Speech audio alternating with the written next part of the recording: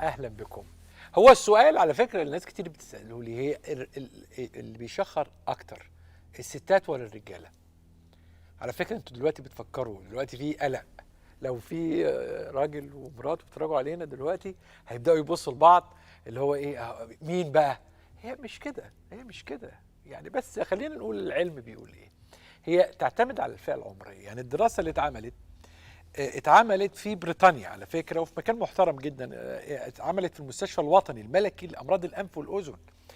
قالت إنه ما بين سن 25 ل 35 الستات أكتر بفرق بسيط.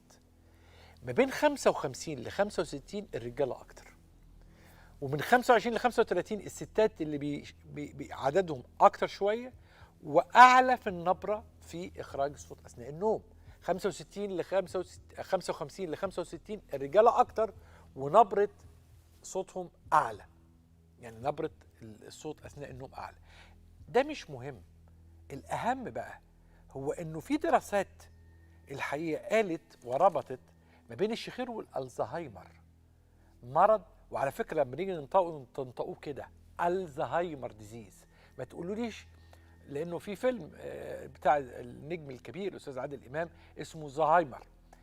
ده نطق الدارج وده غلط. يعني لا، لما ننطقه كده الزهايمر.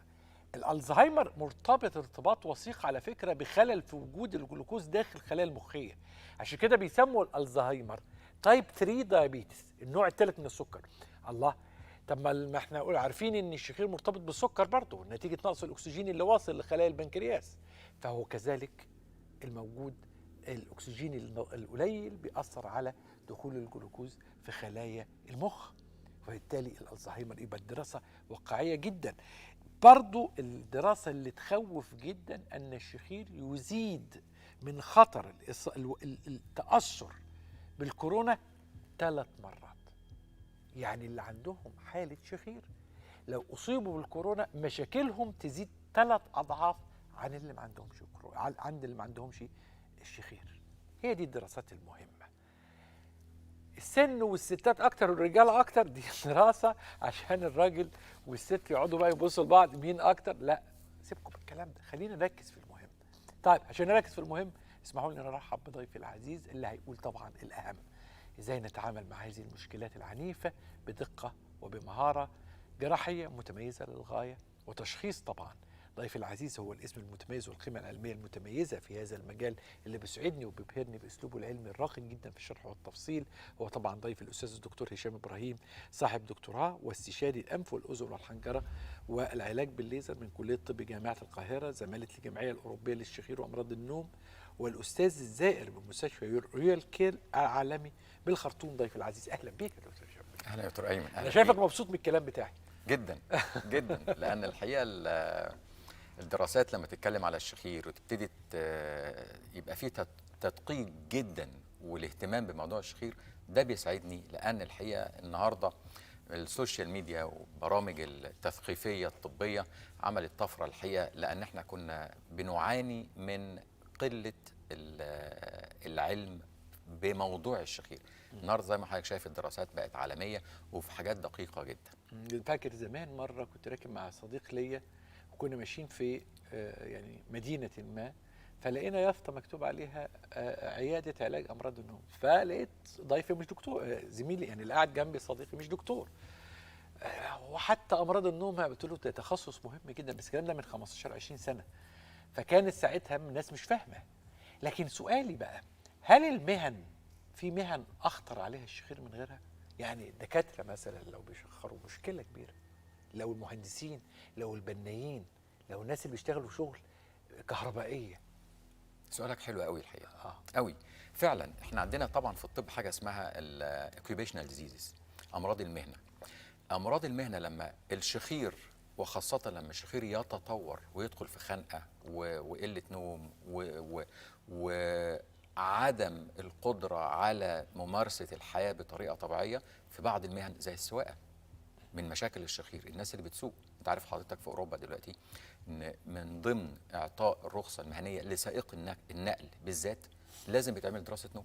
لازم دراسه الله نوم. الله، دي حاجه مهمه طبعا جدا. طبعا، لان كارثه نقل، ما هو نقل مشاكله كارثيه. كارثه. آه. فده هم كمان عايزين يطوروا ويعلوا سقف الاهتمام بموضوع الشخير وموضوع النوم اثناء القياده، ان ما فيش حد ياخد رخصه خاصه ولا اي رخصه الا لما يتعمل له دراسه نوم يثبت ان ما عندوش مشاكل شخير ومشاكل خنقه اثناء النوم. ده ان ده اللي يدل على اهميه موضوع الشخير في كل شيء. طبعا احنا بنقول اللي هو سائقي التريلات والعربيات دي نمره واحد. عندك حضرتك الناس اللي هي قاعده على المكن الحاجات خطيره، سواقين القطارات، سواق الكباتن الطيارين.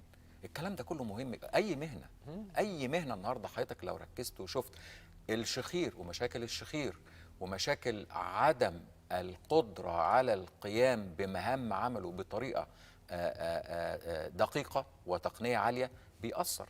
النهارده لما يبقى واحد مثلا بنكر في بنك وبيعد فلوس، لو هو مش مركز ومش نايم واخد كفايته من النوم هيعد غلط. لو واحد موظف ولا مدير وقاعد في وسط اجتماعات وبيركز في صفقات، وده بيجي لي يوميا على فكره، بيقول لي انا بقعد شويه وبنام وانا قاعد. يعني كل المهن الحقيقه، الطبيب، يعني احنا مش عايزين نسيب مهنه، ولكن كل المهن ان ما كانش يبقى تركيزه نايم نومه كفايه ونوم عميق، زي ما بيقول كده ان هو داخل في النوم العميق ويصحى الصبح فايق، اكيد هيأثر على حياته مش بس عمله في كل حاجه. هسأل سؤال يبدو كوميدي، بس هو انا محتاج اعرف، هل شخير الدكاتره يختلف عن الشخص العادي؟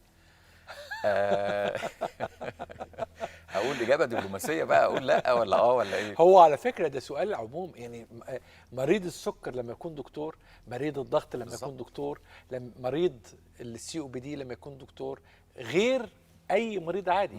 متعب طبعا. طبعا مريض الشخير الطبيب مشكله كبيره. ليه؟ لان هو اول حاجه بيعملها لو زوجته، لو ولاده، لو عنده اي مشكله بيذاكر. بيذاكر. لو هو مش تخصصه هيقعد بقى يفضل يقرا ويشوف لا سهل عليه.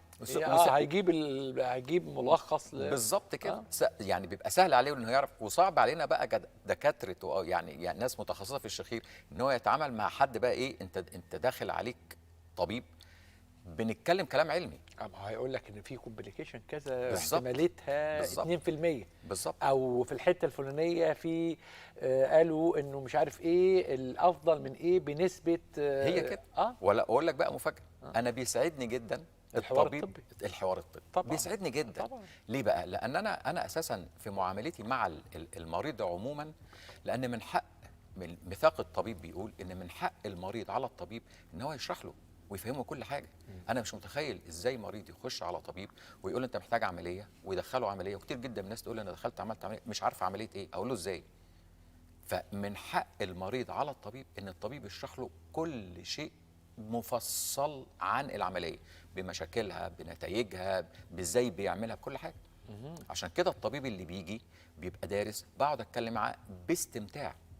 لكن هو الحقيقه برضو هناك فرق ما بين الكلام مع بقى الطبيب، ان هو بيبقى جاي لي دارس حالته زي ما حضرتك قلت، دارس المشاكل والاعراض الجانبيه، دارس الاجهزه اللي بنستخدمها، دارس بيسالني سؤال مهم، نتيجه العمليه ايه؟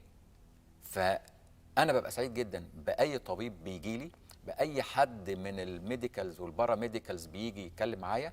وانا عندي يعني لسته طويله جدا من الاطباء اللي عملنا لهم، واساتذه في الجامعه عملنا لهم، والحمد لله يعني. هو دايما الاطباء كمان بيهتموا بالسؤال على الكونتينيوتي، يعني يقول لك ايه، احنا هنستمر في التحسن ولا التحسن مؤقت ثم يرجع تاني المسائل تتاثر؟ ده سؤال طبي محترف. اكيد اكيد، وليه اجابه، لازم تبقى الاجابه علميه ومبنيه على دراسات ومبنيه على ابحاث ومبنيه على نتائج ومبنيه على خبرات. اكيد طبعا. اجراء العمليه نفسه برضه هل يختلف ولا بيتفق بقى خلاص بعد التخدير؟ لا شوف حضرتك، انا يعني من دي 1 في حياتي الطبيه فصلت تماما ما بين المعامله مع المريض والمعامله مع المريض القريب والطبيب. بمعنى ان اول جمله بقولها لمريض قريب او طبيب، بقول له اولا لازم، او صاحب، لازم تشيل العلاقه بيني وبينك كصاحب، لازم تشيل العلاقه بيني وبينك كطبيب. انا دلوقتي دكتور وانت المريض بتاعي. عشان كده يعني ناس كتير جدا تخاف تعمل عمليات مثلا لاولادها، لقرايب. انا لا، ده صح. وده صح، بس انا لا، انا لا اطمئن ان حد، انا اسف في الكلمه، يعني زي ما بنقول احنا بقى لا باللغه بس في الدارجه. ناس كتير بتعمل لقرايب. اه طبعا، انا لا عندهم اطمئن، القدره يعني. انا لا اطمئن هي الا تعتمد على الثبات الانفعالي. هي كده بالظبط. الثبات الانفعالي، هي الثبات ان انا اقدر امسك اعصابي اه وانا بشتغل على حد قريب بالظبط كده، مني يعني. بالظبط كده. اه فانا دي اول جمله بقولها، واشتغلت على اولادي واشتغلت على اولاد والاخوات كله واصحابي وكله. انا يعني ما عنديش مشكله، لاني بفصل تماما ما بين ان انا طبيب مع اخويا وطبيب مع مريضي. اول جمله بقولها له. فعشان كده انا ببقى بتعامل زي ما بيقولوا باريحيه تامه. احنا عندنا النهارده حاله، يعني ايه بالصدفه، هي دكتوره يعني هنشوف مشاكل الشخير مع دكاتره كبيره، لانه الدكتور محتاج تركيز مستمر. يعني ما ينفعش مستوى الاكسجين يبقى قليل شويه، مش قليل قوي، بسيط، ما هو ده بيأثر على التركيز بتاعه. عشان احنا برضو بقينا مهتمين بالكورونا ومهتمين احنا نكون عند كل بيت دلوقتي يبقى فيه جهاز قياس الاكسجين، وفي ناس بقت مدمنه قياس اكسجين على فكره، يقيسوا كل يوم. فده حلو، جميل جدا، لازم يكون في تركيز. طب تعالوا نسمع عشان نبني كلامنا كيف يتحدث مريض الشخير، وخصوصا عندما يكون كمان عنده خلفيه طبيه. هيبقى الحوار شكله ايه؟ هل نفس الكومبلين ولا هيضيف لها حاجه من عنده؟ وتخيلاته هتبقى عامله ازاي؟ ده سؤال يطرح نفسه بقوه. تعالوا نسمع مع بعض. أنا الدكتورة ميسة الرفاعي، استشاري جلدية وتجميل. الحقيقة بقالي سنين بعاني بمشكلة إني بفقد التنفس أثناء النوم، بقالي سنين فعلا على الوضع ده، اللي حقيقي حاولت أعالجها بطرق كتير، لأنه أنا اللي أعرفه إنه تراكم الأنسجة الرخوة على الحلق هو بيعمل المشكلة دي، سواء كانت خارجية أو داخلية. يمكن اللي حابة أقوله لكم إنه أي مشكلة في الرقبة من بره، تهدل، لغد، ارتخاء العضلات، ده كله ممكن يعمل لكم مشكلة حتى ولو كانت بسيطة. في الحالات اللي زي دي أنا في البداية حاولت أعمل بوتوكس، ده بيتعمل عشان نرخي العضلة، بنعمل ميزوثيرابي تخسيس علشان يدوب الدهون اللي بتتراكم على الحلق من بره. حاولت برضو أعمل أجهزة شد اللغد أو أجهزة شد البشرة في الناحية دي. لكن النقطة دي بالذات هي اللي شجعتني إني أجي للدكتور هشام لما سمعته بيتكلم في التلفزيون مع المرضى وبيحكي على التقنية اللي هو بيستخدمها. لما حسيت إنها آمنة، مش هطلع منها بمضاعفات زي أجهزة تانية قديمة كانت بتعمل كده، وطبعا خبرة الدكتور سنين طويلة، ده شجعني فورا إني آخد الخطوة دي. لما كلمني على عملية وكان في طبعا تهدل أنسجة رخوة بس داخل الحلق. هنا بقى في شقين في الحوار ده مهمين قوي. اولا اعتقاد البعض بان اللغد من بره والترهل الجلدي الموجود من بره قد يساهم في عمليه وبالتالي التعامل معاه يعني قد يحل المشكله. ده فكر خاطئ، لانه صحيح زي ما في لغد هنا وفي دهون بيبقى في تكتل او تكتل دهون، بس انا لما اتعامل مع الخارجي الداخلي ما اتغيرش. يعني هو ما هنا بقى الحسبه ما كانتش صح. هنا بقى هنا الطبيب اه هنا الطبيب بيتعامل ازاي؟ هنا الطبيب بيخلي كلمه عمليه اخر حاجه، زيه زي المريض بالظبط. ما هو خلاص بيتحول في لحظه ان هو بقى مريض، فلازم نفس تفكيره بيبقى عايز يبعد عن العمليه بشتى الطرق. طبعا عشان دكتوره ميسة الشغل او يعني تخصصها قريب جدا من الشغل اللي احنا بنعمله، هي يعني استشاري تجميل، وعلى فكره جلديه واخده دراساتها من بره مصر كمان، من اوروبا. فكانت لازم تجرب على نفسها الحاجات اللي هي بتستخدمها مع العيانين على امل ان المشكله بتاعتها تنتهي. ولكن زي ما حضرتك قلت، هي جربت كل حاجه ممكن تقدر تعملها بايدها وفي حدود الشغل الخارجي اللي هي بتعمله. وفعلا زيها زي اي حد تاني وطبيبه وعارفه وفاهمه، لما وجدت ان القصه ما جابتش نتيجه ابتدت تتجه الاتجاه الصحيح. فدكتوره ميسة الحقيقه كانت يعني من الناس اللي عندها الشجاعه ان هي قدرت، ما يعني زي ما بيقولوا ايه، تتحدى نفسها وتقول لا، انا الشغل اللي انا بعمله ده حاجه خارجيه، ودي فعلا حقيقه ان حاجه تجميليه، حاجه تجميليه خارجيه ملهاش علاقه بالاورجانيك ليجن اللي موجود داخلي. بالظبط، ملهاش علاقه بمجرى التنفس ولا الاير واي اللي هو داخل جوه حلقها. وفعلا جت وكشفنا وفحصنا وعملنا لها العمليه، وكان الحمد لله يعني من النتائج الهائله اللي هي ما كانتش مصدقه. خلينا نوسع الحوار اكتر ونتكلم عموما في المجمل. ايه المشكلات اللي ممكن تواجه اي جراحه متعلقه بالتعامل مع مشكله الشخير؟ مش في كل الحالات. في كل الحالات الحقيقه، بالذات مع دكتوره ميسة، لان هي كانت عندها بالنسبه لي تحدي شويه. اولا دكتوره ميسة كان شايله اللوز، دي نقطه. واللوز عندنا في الناس المتخصصه في جراحات الشخير، اللوز عندنا دي مهمه جدا، سواء كانت على فكره كبيره او صغيره، لان هي بتبقى عباره عن جزء بيديني availability او بيديني امكانيه ومساحه ان انا اقدر العب في الحلق. كلمه العب معناها ايه؟ معناها اقدر اشد الحلق، اقدر اعمل شغل داخل الحلق تجميلي اكتر. الحلق مش سقف الحلق، لا، في الحلق، عضلات الحلق نفسها، ان انا اوسع الحلق. فهي الحقيقه كانت حالتها صعبه، لان شايله اللوز، فما كانش عندي امكانيه ان انا اقدر اوسع لها الحلق. دي حاجه. الحاجه الثانيه، مناخيرها كانت كويسه جدا، النفس عندها كان كويس جدا، ولا عندها مشاكل في التنفس من الانف، ولا حاجز انفي، وطالما قلنا ما فيش حاجز انفي ما فيش غضاريف، ده يعني ده مكمل ليها. ومناخيرها كانت كويسه جدا. فكانت المشكله عندها اساسا في منطقه الحلق، وده كان تحدي الحقيقه. فكان ما فيش قدامي غير ان احنا نعمل لها تجميل لسقف الحلق واللهاب. الناس اللي بيبقى بالمنظر ده بيبقى عموما ناس كتير قوي ما بتحبش تعمله، لان وزي ما انا قلت لحضرتك اللوز متشاله، فما عندوش امكانيه ان هو يوسع.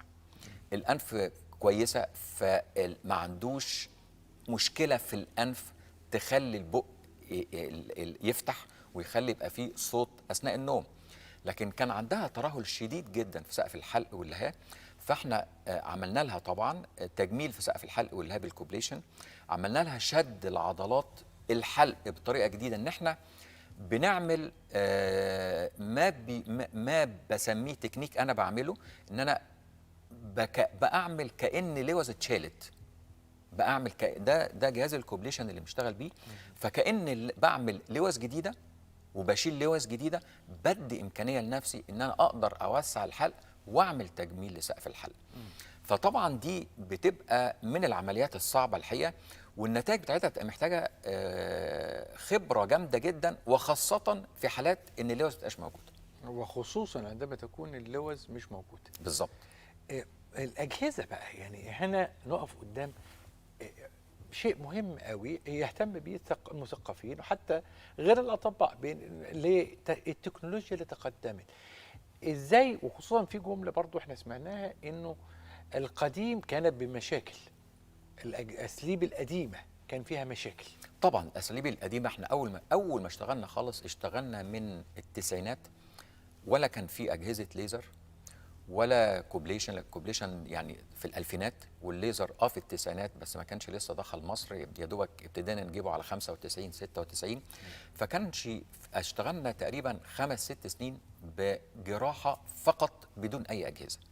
طبعا الجراحه كانت مؤلمه جدا، ويعني بيبقى فيها شيء من النزيف برضو، الى جانب سرعه العمليه، الى جانب دقه العمليه، الى جانب ما كانش عندنا الامكانيه اننا لو عيان عنده ضغط، لو عيان عنده سيوله، لو عيان عنده مشاكل في الحلق جامده جدا، كانت الامور بتبقى عندنا صعبه.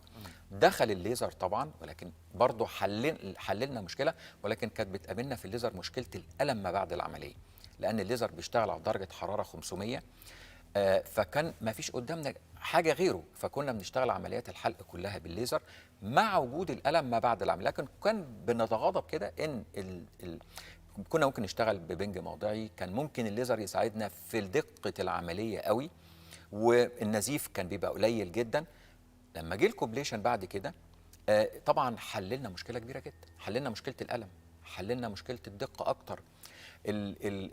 بقى هو زي ما هو ده جهاز الكوبليشن، بقى هو زي ما بيقولوا هو البلاك هورس بتاعنا، هو ايدينا ورجلينا في عمليات الحلق كلها. كل عمليات الحلق دلوقتي عمليات اللي هو بنشتغلها بالكوبليشن، عمليات النزيف، لو في عند حد عنده سيوله، لو في عنده مشاكل امراض دم، لو عنده مشاكل في الكبد، لو حد عنده ضغط عالي جدا وما بيتظبطش، العمليات اللسان، عمليات لسان المزمار، كل الكلام ده النهارده الحقيقه الاجهزه مهمه جدا.